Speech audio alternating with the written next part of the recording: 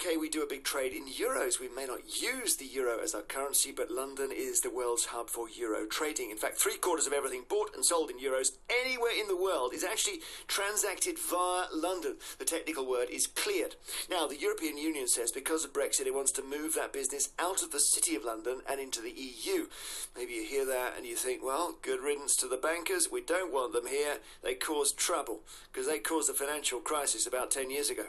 A study commissioned last year estimated that 80,000 jobs would go if euro clearing moved from London. Clearing is when a third-party organisation acts as an intermediary for both buyer and seller. It is not glamorous. It's more like the plumbing of the financial world, but it is big business.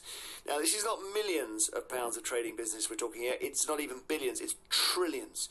So should we fight now to keep the bankers here? Their exit would leave a hole in the UK economy, but maybe it's a hole you'd rather see filled by manufacturers instead, or by the digital economy, or farming. Are you somebody who says, if these bankers want to leave for Frankfurt or Paris, I'm going to pack their bags for them? Let's speak to Simon Jack first, BBC business correspondent. In terms of just the loss to the UK balance sheet, it's not pretty, is it? No, it's a big business, as you say. There's about $1 trillion worth of euros every day which is transacted here. And this is everyone around the world who needs to do business in euros, does it all here. And you've got one massive middleman. So all these orders come in to buy and sell. It all gets offset in the middle, and we make a little bit of a fraction on that. And as you say, it supports, some estimate, up to 80,000 jobs. That's when you add in. If you think of the London like a sort of coral reef, there are lots of bits of it, lots of exotic animals all feeding off each other, kind of complex ecosystem. If you chip a bit off, then you lose a bit of the seaweed and a bit of the clownfish and a few of the other bits and bobs that go with it, and that can go elsewhere. And now, there may be not a great deal of sympathy for the financial sector. I don't think we should forget that it pays an awful lot of income tax, both through corporation tax and through the people who work there. And some estimate it contributes about £68 billion worth of tax a year. That's about 10% of all tax generated is paid there. So, you might not miss it, we might not miss it, the Exchequer would miss it very much. And this is not the first time they've tried a raiding party like this. They tried it in 2015, and back then the European Court of Justice, the court that everyone loves so much, said that you couldn't do that because the ECB, the central bank in Europe, it wasn't their job, and you couldn't discriminate against fellow EU members. Now, of course, if we're outside the EU, that argument, that defence doesn't work. So it is going to be a raid by France or Germany or both, is it? Well, most people think that this, at heart, is a French-sponsored raid. They're very keen to get a trophy out of the Brexit process so they can bring something back to Europe and say, look, this was a penalty for leaving Brexit. We've managed to wrest some of this business over here. Now, I have to say that it's not just Euroclearing. It's not just done in London. It's done in New York. And most people I speak to think that while we and the EU bicker over who's going to do this business, New York will come in and pinch it, and they've got a ready-made reef, because this will be very hard to build what we have here in Europe. In New York, they've got one ready to go. A lot of people think they would be the winners. But what if we just keep doing it? Can someone swipe it, even if these people just keep turning up at work and trading? Well, what they can do, what the regulators in Europe can do, is that for their own European banks, people like Credit Suisse, BNP Paribas, the big, Societe Generale, people like that, they currently do their trading in London. The authorities could make it more expensive for them to do that, and therefore they'd be forced through sheer price to move it. So that would be forcing them to do it there. So what they're trying to do is both a carrot and stick approach. They're saying, come here, we'll give you a great deal. And they're also with a stick saying, we'll charge you more if you continue to work in London. Thank you very much indeed, as ever, Simon Jack, BBC Business Editor. And we speak now to Caroline Russell, a politician with the Green Party, and also Jonathan Davis, who's an economist and wealth advisor. Caroline, you go first. Do you think this might in some ways force us to do different things in our economy and be good for us? Well, I think, first of all, I have huge sympathy for the many, many people who might lose their jobs through this. This isn't just big bankers sitting in fat cat offices.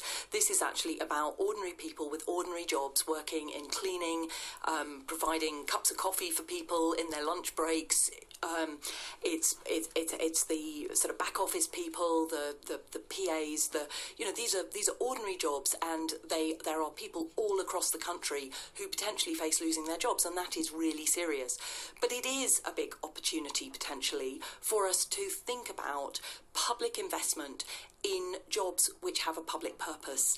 And, that could help us to build an economy that's actually resilient to the shocks that are going, of the banking sector, and that actually, changes people's lives for the better. So, for instance, we could be investing in insulating people's homes so that everyone, wherever they live, has a home that is very, very efficient, and so they don't need to spend so much money on their fuel bills. We could be investing in public transport and making sure that our towns and cities and villages are good for walking and cycling. That would save people money because actually they wouldn't necessarily need to own a car. Jonathan, what do you say to that?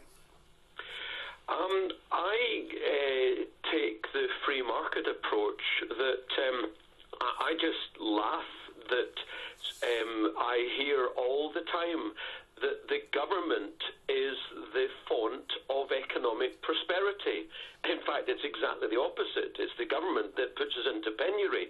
It's companies, it's profit-seeking companies and entrepreneurs that have the wherewithal and the ability to create prosperity, create jobs.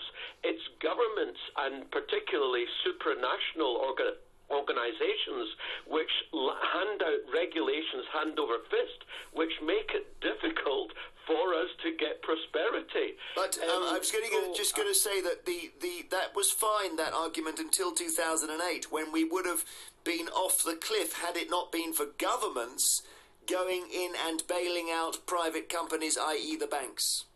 Well, Jeremy, that's the consensus view, which we in the capitalist world entirely disagree with. Had we not bailed out the banks, had we not slashed interest rates from 5% to 0.5%, had we not printed literally hundreds of billions, trillions of dollars and pounds globally, instead what we would have had is a reset in the economy. Everything, housing, food, transportation, fuel, the seeds of an economy, everything would be so much cheaper. Our living costs would have plummeted. Our costs of doing business would have plummeted. We would have had the greatest opportunity to become the greatest economy on earth.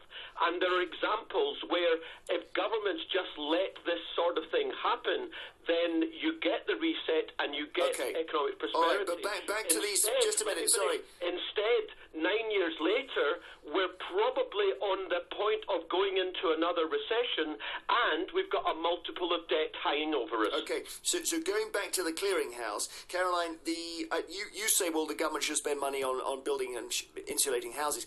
Actually, the clearinghouse provides government with tax revenues which enable them to spend the money.